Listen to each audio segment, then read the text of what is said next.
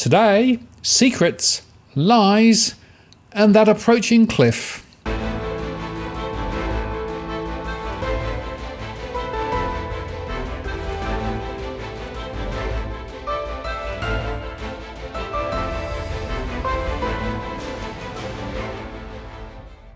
Hello again, it's Martin North from Digital Finance Analytics, working latest posts covering finance and property news with a distinctively Australian flavour. Today, I'm joined again by Tarric Brooker. Hello, Tarric. G'day, Martin. How are you, mate? Yeah, pretty good. Hanging in there. You? Pretty much the same, mate. It's all you can do in 2020. It's the year from hell, isn't it? Oh, something like that. It just keeps getting better. You just expect, sort of like meteor heading for Earth or something to be the next headline in the news. It wouldn't surprise me, And did you notice that China's now talking about swine flu as another potential catastrophe? So, wherever you look, there are problems.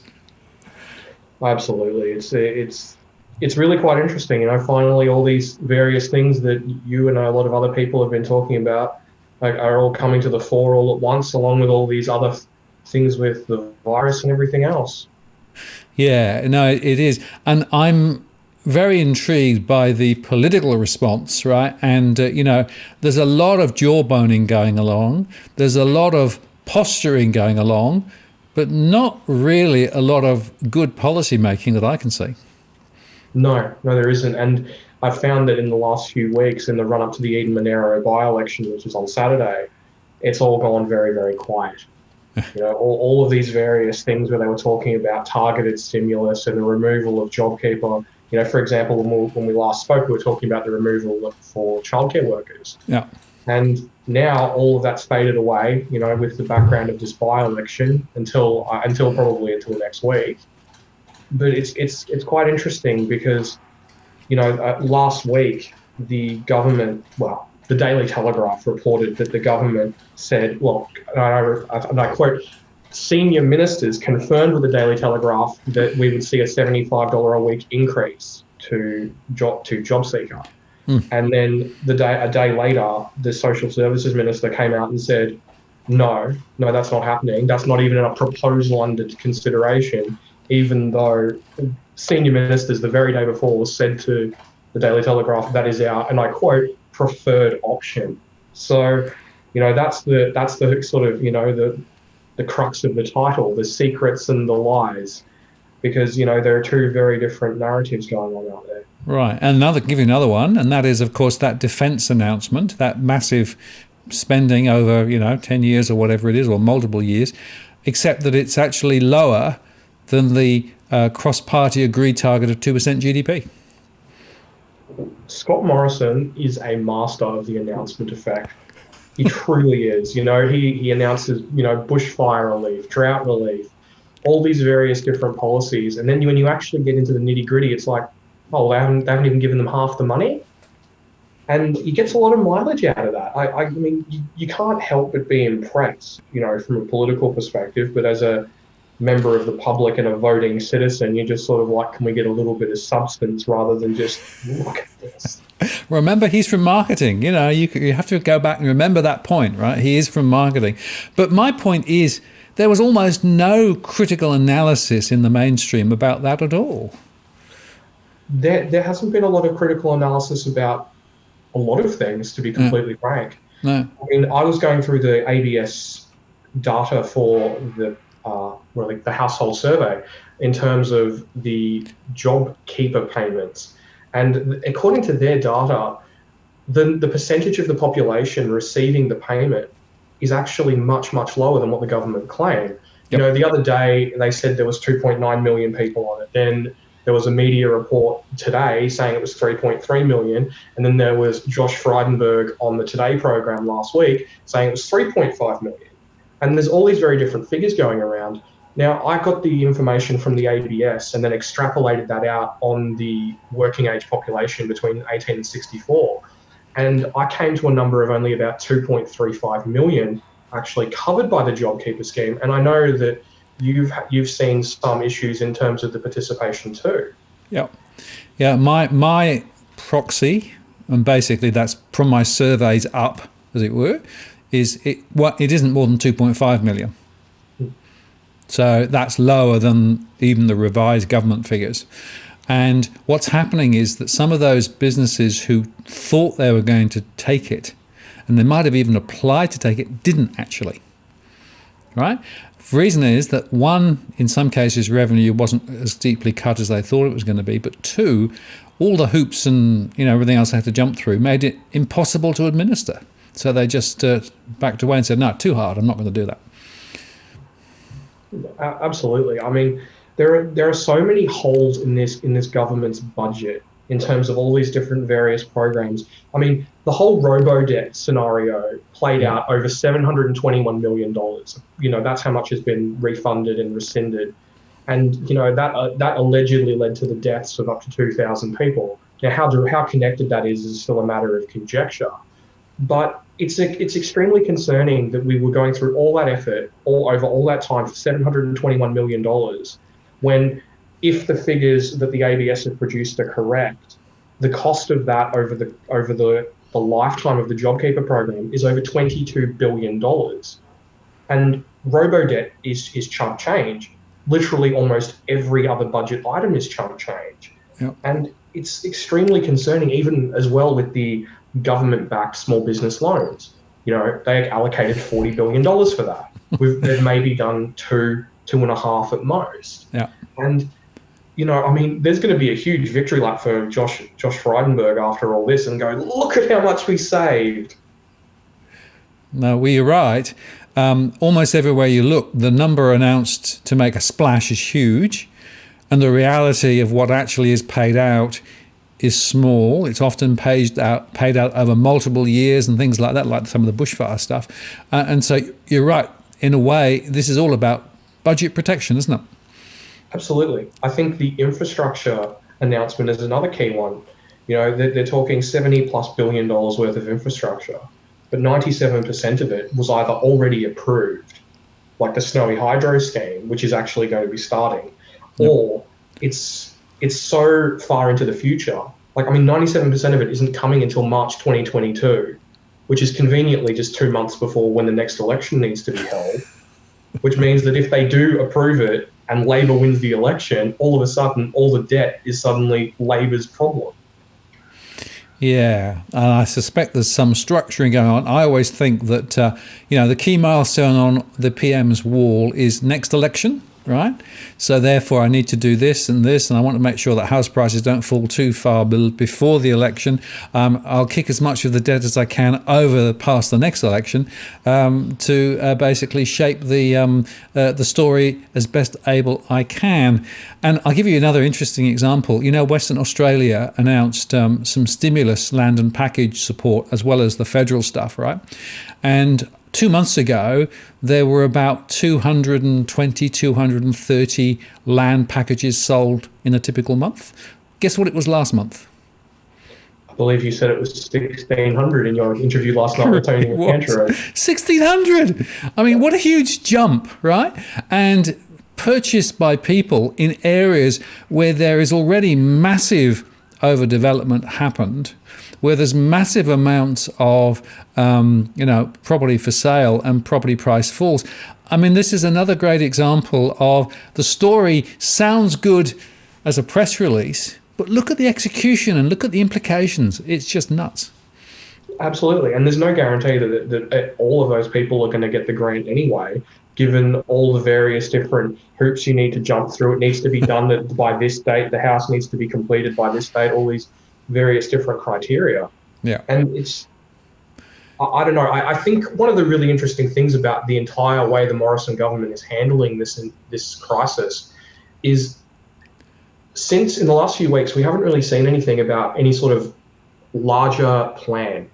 Anything that's like, say in America, just today, the House approved a $1.5 trillion stimulus program, which is, huge and will probably be front-loaded in all likelihood. But here in Australia, especially over the last few weeks, there's been very, very little. And considering how slow the wheels of government generally move, I think that should be of quite some concern for the Australian people.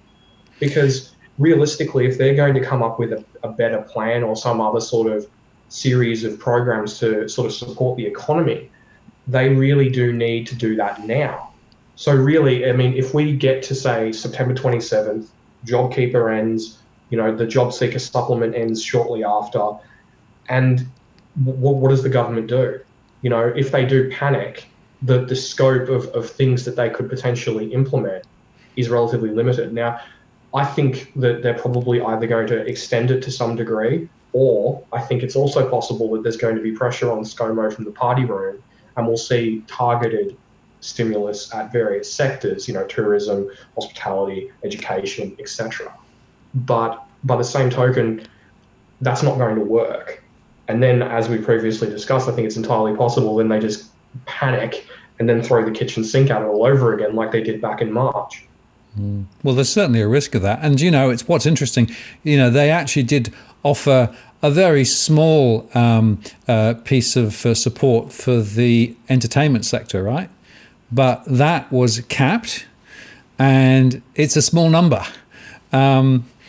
Whereas, of course, the building sector support is uncapped. It's basically demand-led. That tells you something about the relative priorities, doesn't it? Oh, absolutely. I mean, we are the houses and halls economy, aren't we? There really isn't anything else, and there really isn't any vision. I mean, even I look at, say, Boris Johnson in the UK. He's talking about transforming the UK economy. Funding education, rebuilding schools, and vocational colleges, and all those types of things. And here in Australia, it's like, well, we're going to do Work Choices 2.0. We're going to subsidise the gas industry, and we're going to try and keep the construction industry ticking over, even though the AI group PCI came out yesterday, and frankly, it looked like more abysmal data that was already coming from before the virus even began. Yeah, well, that's the point, of course. There were a lot of cracks appearing before the virus appeared.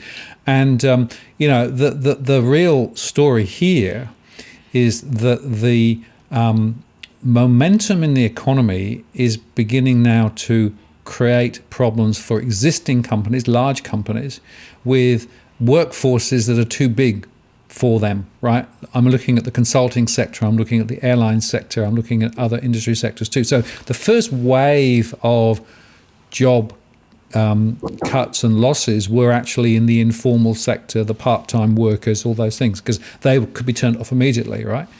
Whereas now what we've got structural issues in the employment sector, which suggests to me that the employment number is going to be a lot higher for a lot longer than many people think, right?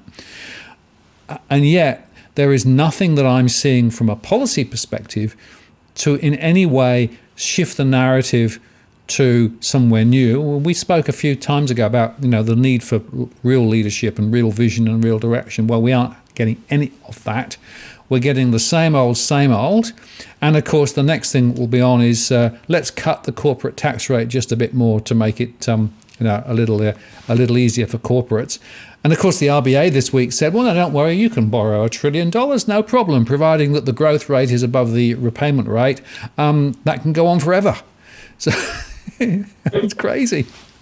Absolutely. There's just nothing. Like I was looking at the Department of Social Services data for the number of people on the Job Seeker program. I get mixed up with all these 1-word, 2-word things that they've created.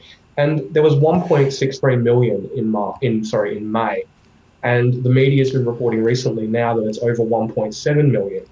And that's quite a big difference between what the narrative we're hearing in the media and the narrative we're hearing from the RBA and the government, which said, oh no, April was the worst of it. April, the beginning of May was the worst of it. That was when we were in the lockdowns.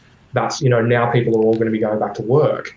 And the data doesn't really support that. And part of the problem is, and you're seeing this around the world, is that, say in the US, some of the waiters and waitresses and hospitality staff and all those sorts of people and ride operators at Disney World are all going back to work. But you're losing engineers at Boeing. Yep. You're losing, high-paying jobs. And these jobs are the ones that are going to be the hardest to get back. And I really, like you say, there isn't really a plan. We need something to help the economy through this, because what's happened is that we had the job losses from the lockdowns and the virus, And now we're seeing the job losses from the recession. Yep. No, that's right. And the worrying thing about all of this is that some of those people who are now finding themselves unemployed had incomes way above what JobKeeper is offering, right? Whereas a lot of the early ones, quite a few people actually benefited from that. They actually ended up being paid more than they were previously, right? But now we've got gaping holes in a number of sectors where people's income, people in certain jobs for a long period of time, their income stopped or is about to stop. And that is why I'm very bearish with regard to mortgage stress, which I'm seeing in my data, and people's financial footprint, because it's now not necessarily just the secondary incomes that are actually at threat. These are primary incomes from mainstream employed people in senior roles at senior levels in large organizations who are paid a lot of money, and suddenly that's going away. So that's why the shift in the economy is very profound, and why I think this is going to be a long-term problem for us. Absolutely. I mean, I look at some of these forecasts from the RBA talking about unemployment under their sort of better case optimistic scenario, unemployment being back at 5% by this time in 2022. Yeah. And it's utterly farcical. Well, they've been so good, haven't they, at forecasting over the last 5 years? Oh yeah, I mean, you just look at the wage growth forecast. They've been so on point.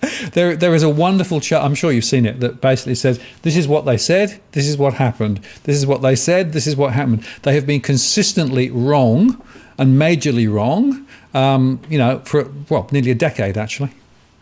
Yeah, exactly. And I really do think that that's something that's sort of become a little bit systemic, because all of these various forecasts coming out, and even the downside scenarios, to me, I mean, perhaps I'm being overly bearish, but to me, the downside scenarios aren't really sort of conveying the risk going forward that this is a long and protracted thing, and that we are going to see global headwinds, sort of pushing back our recovery over time. I mean, a lot of people are pointing to the mining sector at the moment, saying, well, we're exporting so much more iron ore, the prices are higher.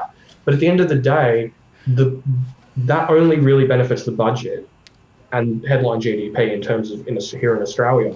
And most of the profits flow overseas. The vast majority, in fact, of the profits flow overseas. So, I mean, I feel like we're a little bit of a one-trick pony that's had one of its legs chopped off, and it's just hobbling around, hoping for the best. Going around in a circle because it can't do anything else. And the other point, of course, there is the exchange rates moved against us, right? So one of the reasons why the terms of trade this month were lower than last was the move in the exchange rate. So the value of coal and the volume of coal was down, and that was all to do with the exchange rate movement, which has gone 3.5% against us in a month.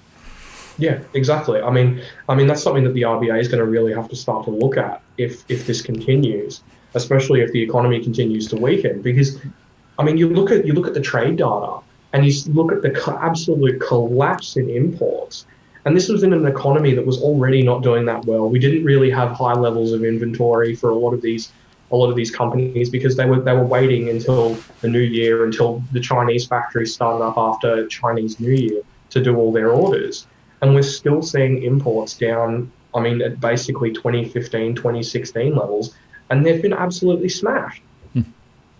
Yeah, no, that's right. And, the expectation has to be more of the same ahead, I think, as well. And with, borders closed, with no students, no tourism, those are going to be significant factors as well. And look, I want to just come back to the point you made earlier on, because you made the point that there was the COVID stuff, and then we've got the recession stuff, right? Just remember that COVID is still bouncing around, right? Look at Victoria, right? We haven't solved that problem, right? I'm not even sure we're close to even understanding what we need to do to try and solve it, right? So that's still there. But the second point is the deterioration, economically speaking, was already in train before COVID hit. Right, so I know COVID is being blamed as the thing that's created all the problem. No. It's amplified what was already going wrong, and the lack of strategy and direction and real enthusiasm for doing new things and taking the economy into a new, better place that we were calling out some months ago is still there. So in a way, we've just now got, starting from a lower base, the same old as we had previously. And unfortunately, the cupboard's bare as far as I can see. I completely agree. I mean, I've been sort of thinking as to how all this sort of comes together, with all the various different factors. And, I'm going to share a little bit of a theory, and I'd like to hear your thoughts on it.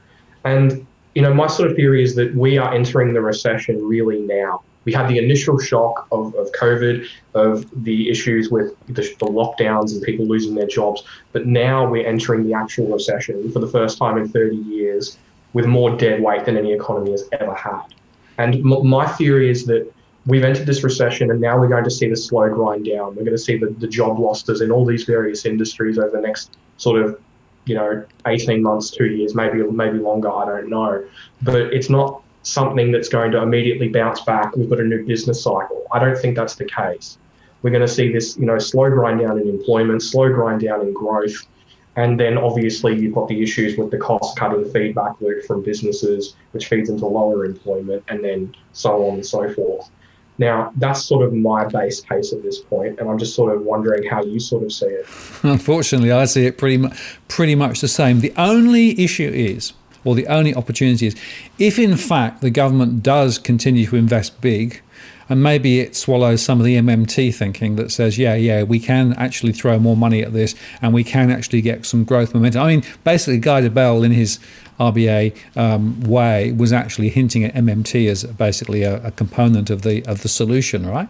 Because he basically said, look, you can do this because the rate that you pay on debt is so low at the moment, and you can create some growth, long-term average growth, 2 to 3%. What if we get there? That's way higher than the interest rates that you pay on any debt. So therefore, you can grow your way out of this. So, if that sticks, and if they actually do throw large amounts of money by way of strategic investments, well, then maybe there's a way out. But what we said earlier on was there's almost no appetite for that. The centre of gravity of ScoMo and his mob is to shrink, cut, do the minimum, make big announcements, and then actually spend very little. And that's the fundamental disconnect that I see.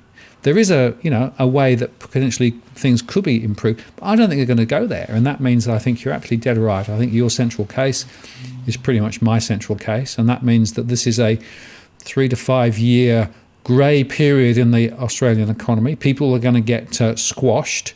Many households will lose their properties on the way through. Many people will lose their jobs.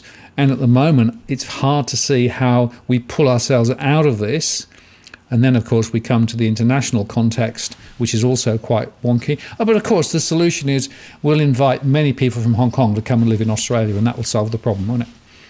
Well, I was talking to Edwin about that yesterday, and he was telling me he just doesn't see it. Those who were going to leave have already left. That's right. A lot of the there's this idea. I mean, I forget who was saying it on the news earlier. They were they're like, oh, there's 7.5 million people in Hong Kong.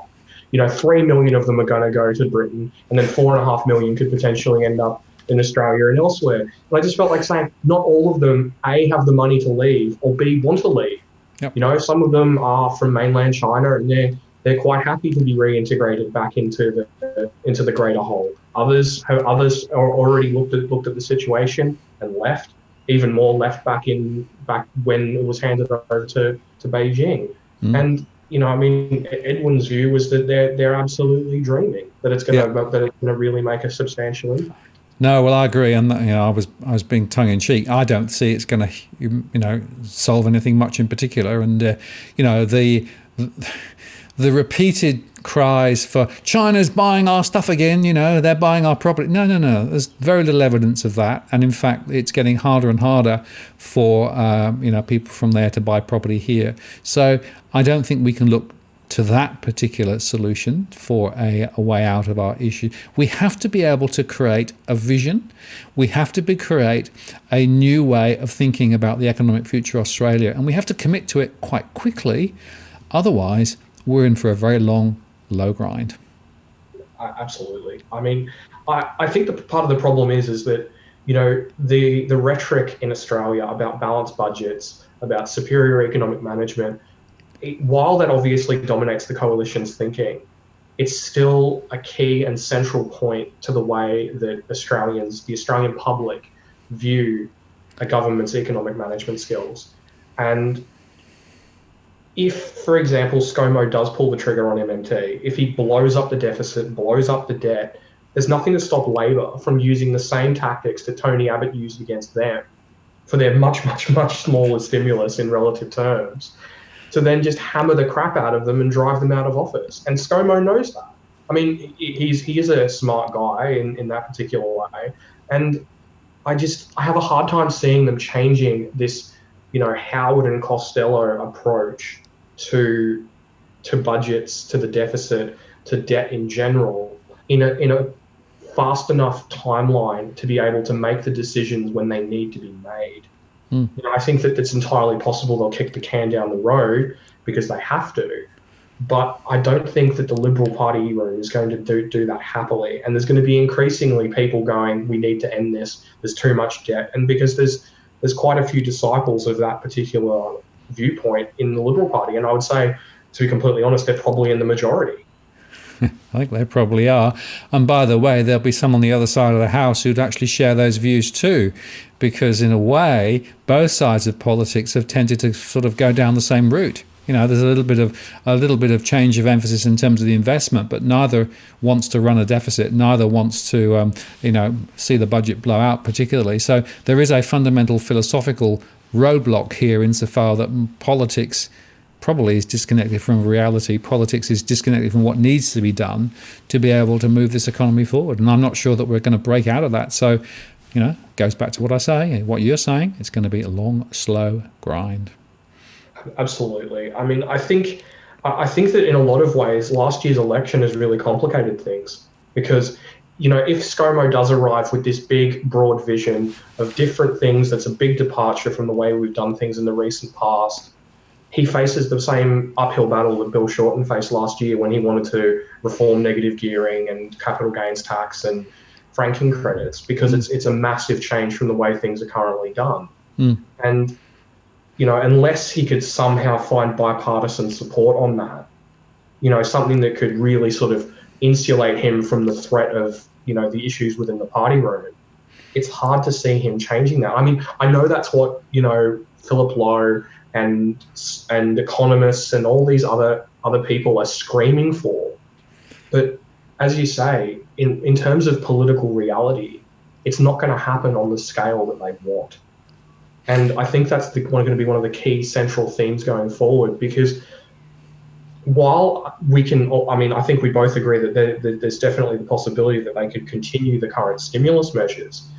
I don't think there's going to be much more on top of that, because frankly, the current stimulus measures already cost an unholy amount of money.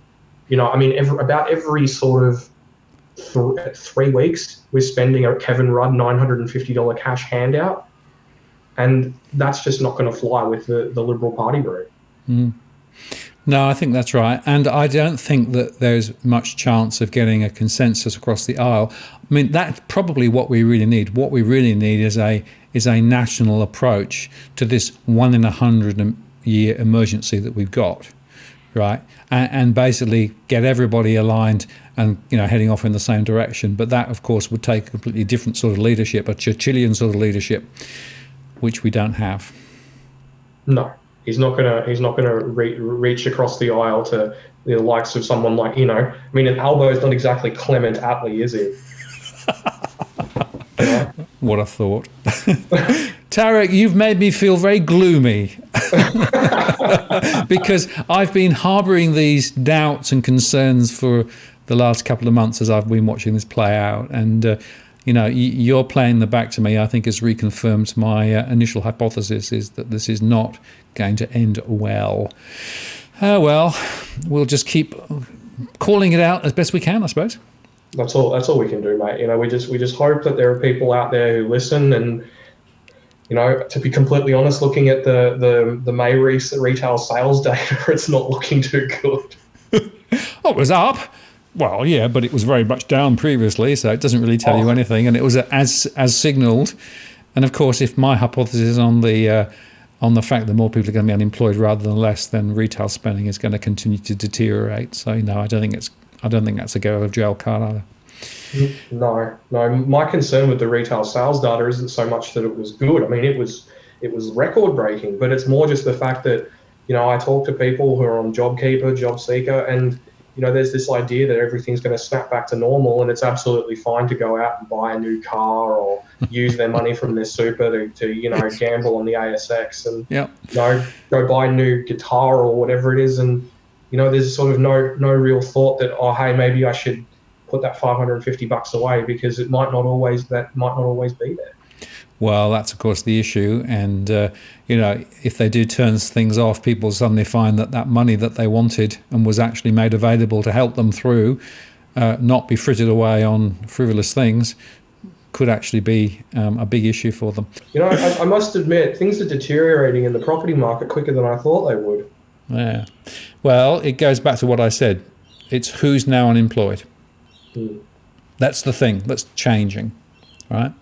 6,000 from Qantas, several thousand from the big consulting firms. Some of the banks are laying people off.